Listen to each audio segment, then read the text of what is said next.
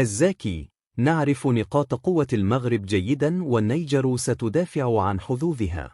تحدث بادو الزاكي مدرب منتخب النيجر عن حظوظ فريقه في المباراة القوية التي ستجمعه بالمنتخب المغربي يوم الخميس 20 مارس بملعب وجد الشرفي ضمن 5 جولات تصفيات كأس العالم لسنة 2026.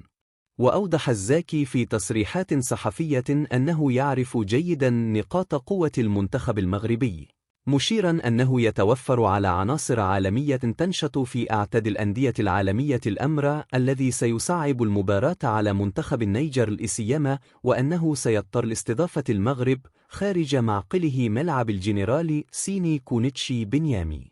وأبرز بدو الزاكي أن منتخب النيجر سيسافر إلى المغرب وعينه على الحفاظ على بصيص التأهل ومواجهة المنتخب المغربي دون أي مركب نقص.